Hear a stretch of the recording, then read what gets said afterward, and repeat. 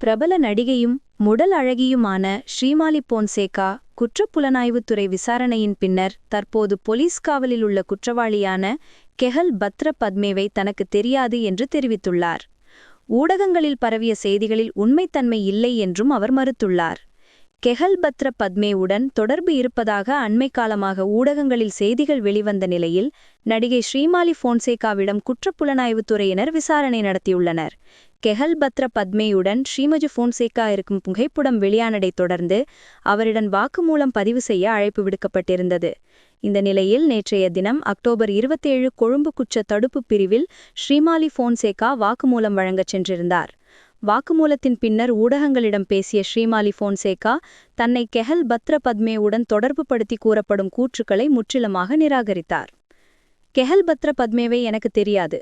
ஒருமுறை துபாயில் என் குடும்பத்துடன் ஒரு புத்தாண்டு நிகழ்வில் கலந்து கொண்டேன். பலர் எங்களுடன் புகைப்படமெடுத்தார்கள். அவர் அவர்களில் ஒருவராக இருக்கலாம். சமூக வலைதளங்களில் என்ன சொல்லப்படுகிறது என்பது எனக்கு தெரியும். ஆனால் வதந்திகள் என் பெயரையோ அல்லது நம்பிக்கையையோ கெடுக்க நான் அனுமதிக்க மாட்டேன் என்று அவர் உறுதியாக தெரிவித்துள்ளார். இதேபோன்று கடந்த வாரம் இதே விவகாரம் தொடர்பாக மற்றொரு முடல் அழகியான பியூமி ஹன்சமாலி மீதும் விசாரணை நடத்தப்பட்டமை குறிப்பிடத்தக்கது.